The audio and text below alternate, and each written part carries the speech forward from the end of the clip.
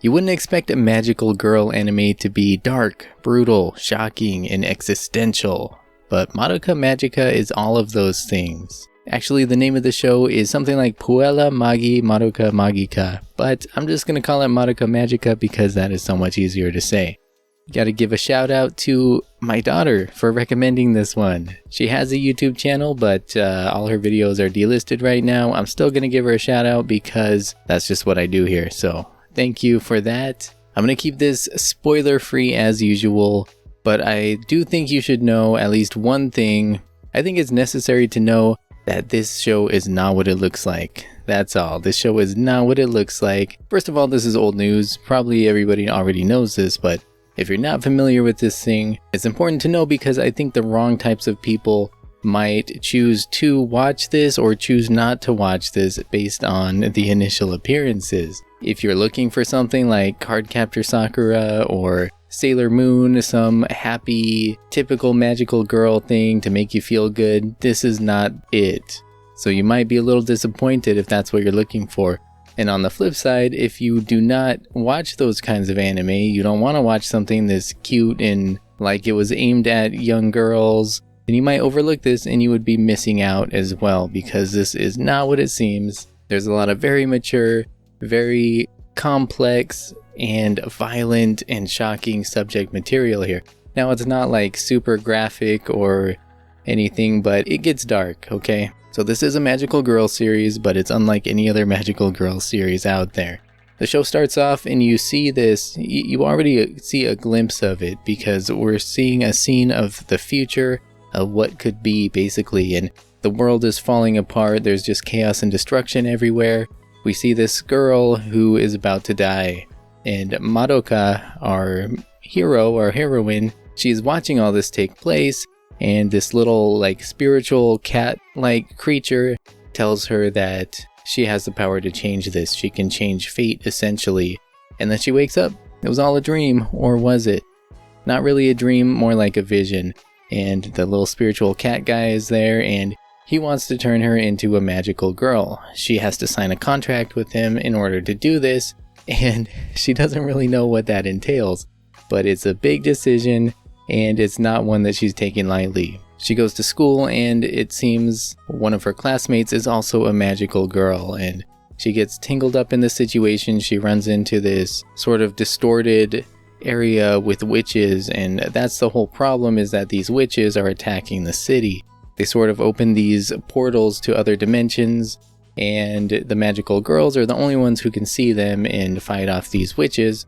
Madoka can somehow see them though, and she gets caught up in this mess. Thankfully her colleague is there to save her. There's another girl who is trying to keep her away from this, keep her away from being a magical girl. There's a lot to this and I don't want to say too much, but it's very complex and it just keeps getting more and more so as the series goes on. It gets very existential, very dark. There's more than meets the eye here with this whole scenario. You see glimpses of this. You see things that just aren't quite right. You see things that are very dark and shocking in the first couple of episodes.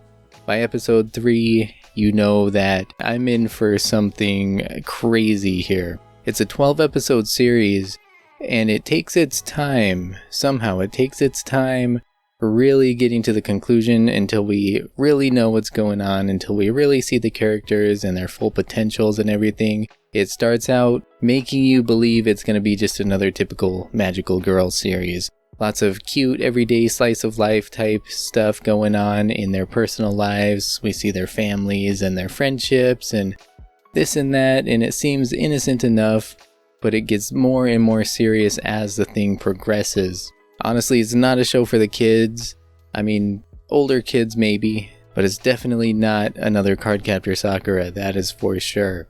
I think smaller kids would walk away from this thing maybe slightly traumatized. It's not one of the saddest anime I've ever seen. It's not a Kame ga Kill level or anything like that, but it definitely has its moments. And then every episode has some sort of exciting battle. They're fighting these witches, sometimes they're fighting other magical girls.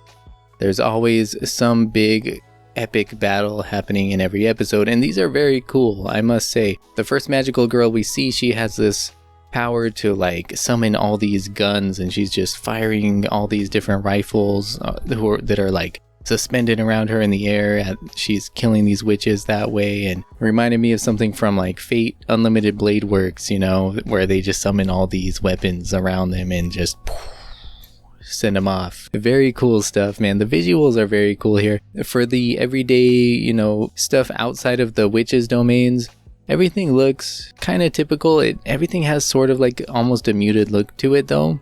Despite being very colorful in some ways, like a magical girl show would be, everything still looks a little bit muted to me. And you can see like in the characters' eyes, they have those like manga lines going through their eyes.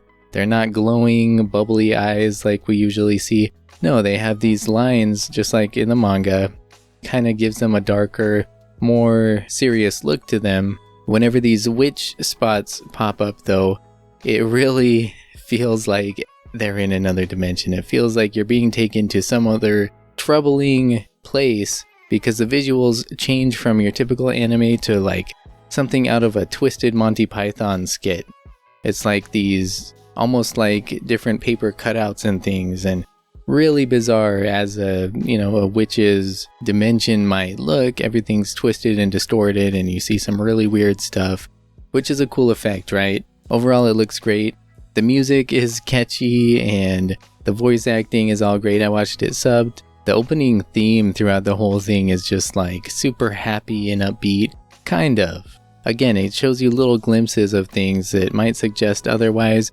They change up the ending theme after the first few episodes to a much darker theme, and then it's like, okay, now you know what you're in for. Again, I think you should know what you're in for, and I'm not going to tell you any specifics, but by this time everybody knows. I think everybody knows. Maybe 12 years ago or whenever it came out, people were very shocked because they had no idea what was coming.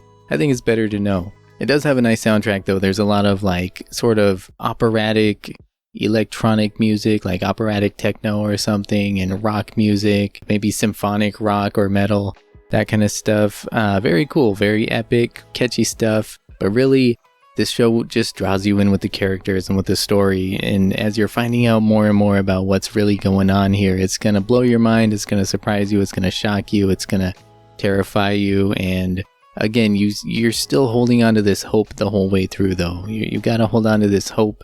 And that just keeps you on the edge of your seat. It keeps you watching because the story is very complex and the characters are very well written and the action scenes are so cool and exciting. And now that I've seen the whole thing, I really want to go back and watch it again because looking back, I think you'll see it in a whole new light once you understand.